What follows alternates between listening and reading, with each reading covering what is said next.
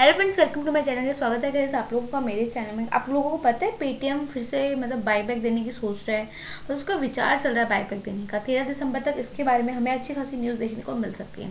अगर आप लोगों के पास पेटीएम के स्टॉक्स हैं तो प्लीज़ इस स्टॉक पर जरूर नज़र बनाए रखें, क्योंकि आप लोगों को पता है जब भी कभी कोई कंपनी बाईबैक, बोनस, स्प्लिट या डिविडेंड देती है तो उसका शेयर प्राइस में भी इफेक्ट होता है। तो गाइस देखिए, काफ़ी टाइम से ये स्टॉक, जैसे कि आप लोगों को पता है, फॉल ही हो रहा था। अगर मैं बात करूँ तो पिछले एक मंथ की भी अगर मैं बात करती हूँ, देखिए 13% तक गिरा था ये स्टॉक। लेकिन अभी आज के दिन में हाल फिलहाल में 7% तक इसने अच्छी खासी रिटर्न देखने को मिली है।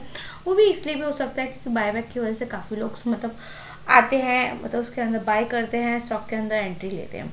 बाकी ये बहुत सोच समझ के ही इसके अंदर इन्वेस्टमेंट करनी चाहिए, क्योंकि कुछ स्टॉक्स जो रिस्की होते हैं, जैसे कि इसमें जोमेटो भी आता है, LIC पॉलिसी का भी आता है और हमारा ये पेटीएम भी आता है। बट पेटीएम में बायबैक दे रहा है तो हो सकता है हमें इसके बिजनेस में, इसके स्टॉक प्राइस में थोड़ी सी कहीं ना कहीं अच्छी मूवमेंट देखने को मिले। नेक्स्ट गाइस हम बात करेंगे कुछ ऐसी दो कंपनीज के बारे में कि आप कह सकते हो जिसमें हमें कम से कम 50% तक की अच्छी खासी गिरावट देखने को मिली है।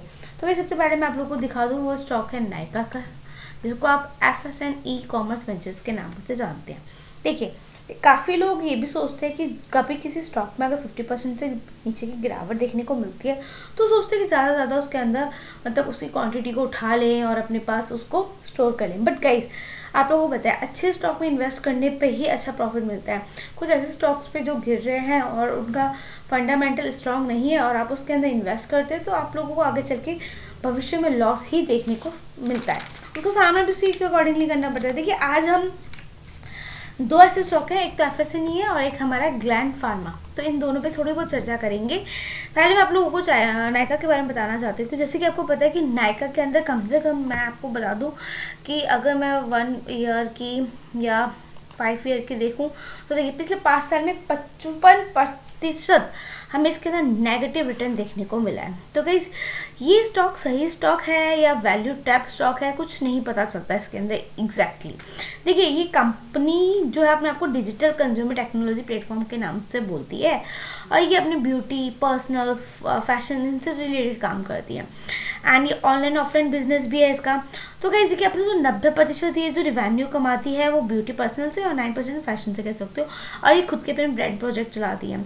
स्टॉक भी गाइस बहुत हाई है, जैसे कि आप देखो कितना वैल्यूएशन वाला स्टॉक है ना, 1087 का, जिसके लिए 100 बार सोचना पड़ता है इसके अंदर एंट्री लेने से। गाइस, कभी भी कोई स्टॉक कम प्राइस में मिल रहा है बस उसका PE रेशो रेशो इतना हाई होता है तो बहुत ज़्यादा उसमें रिस्क भी देखने को मिलता है। ये देखिए, सेल्स ग्रोथ के अकॉर्डिंगली अगर आप पूछें तो उसकी बहुत कम है, प्रॉफिट भी अच्छा खासा इसको इस बार नहीं हुआ है। वैल्यूएशन के अकॉर्डिंगली हमें ना कभी किसी कंपनी को जज नहीं करना चाहिए, उसके सेल्स एंड प्रॉफिट को भी देखकर उसको जज करना चाहिए। प्रॉफिट बहुत वीक रहा है इसका। देखिए, नायका कॉम्पिटिटिव एडवांटेज करेगा तो हो सकता है उसको प्रॉफिट का मार्जिन हो भी, बट रिसेंटली अगर नायका की बात हम कर रहे हैं तो प्रॉफिट के अकॉर्डिंगली वो खाली 47 करोड़ से ज़्यादा का प्रॉफिट नहीं हुआ है अगर आप इस क्वार्टर में आप बात करें तो। कहीं देखिए, इसने काफ़ी ज़्यादा इन्वेस्टर्स को ना 5 शेयर के बदले, कह सकते हैं 1 शेयर के बदले 5 शेयर बोनस भी दिया है, जिससे कि कंपनी का वैल्यूएशन बढ़ा, लोग भी इसके अंदर आए हैं, एंट्री भी हुई है, ग्रोथ भी हुई है। बट सेल्स ग्रोथ और प्रॉफिट ग्रोथ हमें तो देखने को मिलती ही नहीं है। सो गाइस, हो सकता है कभी कभार कंपनी हमारे लिए देखिए कुछ गलत भी साबित हो सकती है। देखिए, मैं ये नहीं कह रही कि मैं, हो सकता है मैं गलत भी हूँ, ये स्टॉक और आगे भागे, बट कभी भी ऐसी कंपनी में जब इन्वेस्ट करें ना तो इतना इन्वेस्ट करें कि पैसा जब डूबे तब दुख ना हो, तो उसी के अकॉर्डिंगली हमें इन्वेस्ट करना चाहिए।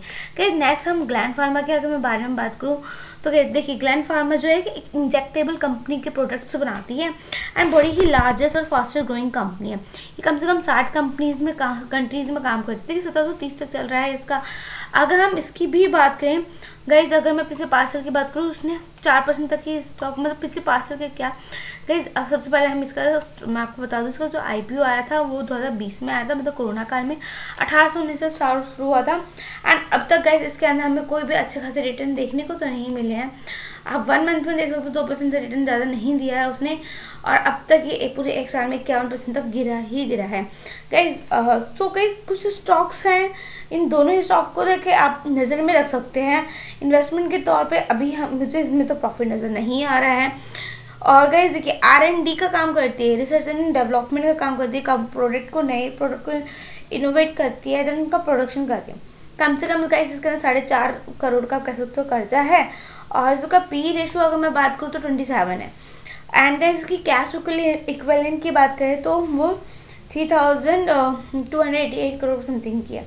इन्वेंट्री भी गाइस इसकी 1554 करोड़ तक की है गाइस। लेकिन देखिए ये दोनों ही कंपनीज है ना, दोनों ही स्टॉक्स है ना, इस पर आप अपनी नज़र बनाकर रख सकते हैं। इन्वेस्टमेंट के तौर पर बड़े ही रिस्की स्टॉक है जो अपने 50% से भी ज़्यादा नीचे गिरे हैं। सो गाइस बाकी डिपेंड आप लोगों पे करता है, ऐसे कोई रिकमेंडेशन नहीं है, ना ही कोई इन्फ्लुएंस है। स्टडी जो वीडियो थी आपकी स्टडी और एजुकेशन पर्पज से थी। सो गाइस मिलेंगे नेक्स्ट वीडियो में। प्लीज़ वीडियो को जरूर लाइक करें, कमेंट करें, सब्सक्राइब करें, बेल को प्रेस करें। Thank you.